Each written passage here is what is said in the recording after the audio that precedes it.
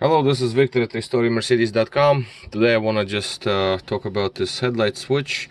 It's a common issue on 140 Mercedes, and it's been so many times that I wanted to take one of these apart, and finally today I have time to do this. So now, headlight switch in itself, usually, it just fails just because when you try to turn headlights on or off, right, you don't feel fixation. So it's like you spin it like the lever, right? The lever itself, the headlight lever that sits over here. So headlight switch looks like this. It's obviously removed from the vehicle, but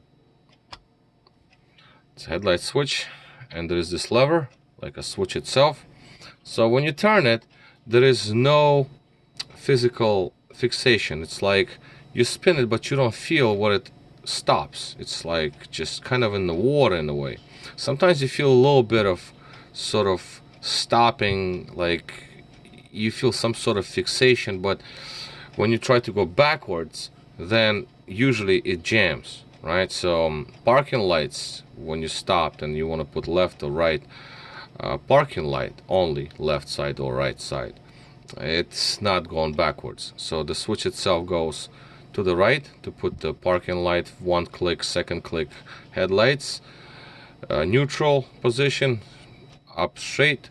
To the left, first is the left light, and to the right, all the way to the left is the left light, right? So the right and left light, and then neutral position, and then you can pull it twice.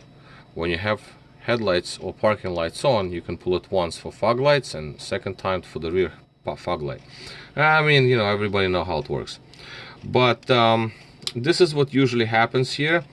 Now I did remove the spring. Oops, I just lost something here, and you can see the contact points here. These are not fused, so power goes straight into these. The spring over here holds all of this assembly together, so I can actually move this. Well, whatever, it's not the point. The point here is that the fixator, fixator is there. You also have the actual little rollers here, tiny little rollers. So these are the ones that's supposed to hold the switch in click 1, click 2 position, neutral position. So these are the fixators. So they fix the switch in a position when you want to leave it on.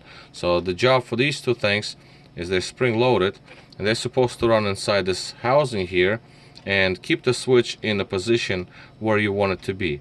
Parking light, headlight, and obviously no further. You cannot spin it further because there are stoppies, and then the other way around for emergency lights. Well, this is what happened here.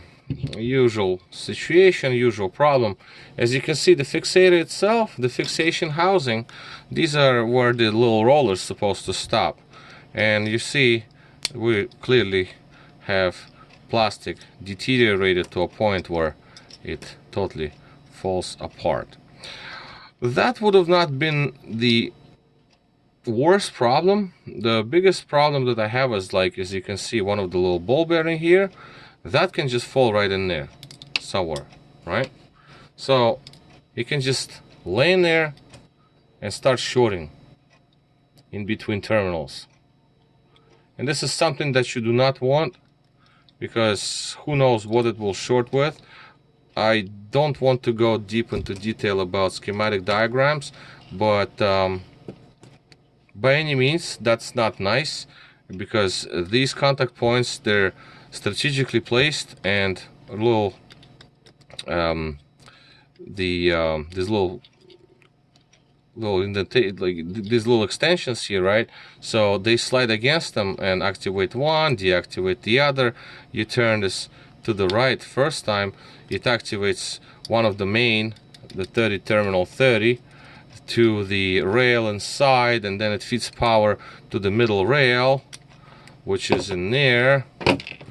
You got this middle rail. So now you got this little ball bearing, say, sitting in there just like that. It can touch anything it wants. and you will never know where it will touch it. This is magnetized, but still, like I said, it can fall in there, what have you.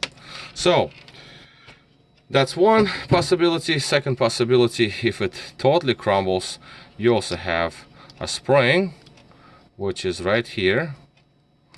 That's the piece, right over here. There's a little spring here.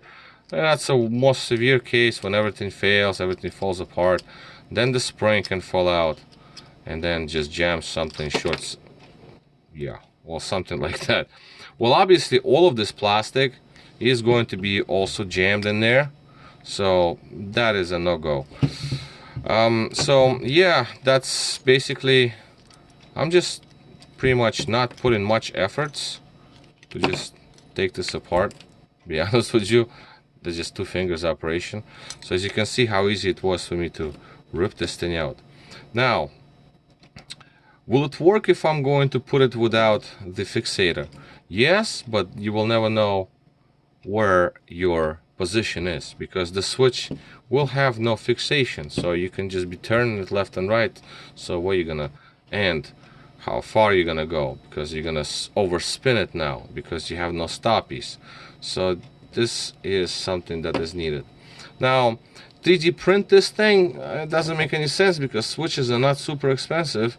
Aftermarket switches, they're not too much money, so yeah, might as well just get the switch replaced.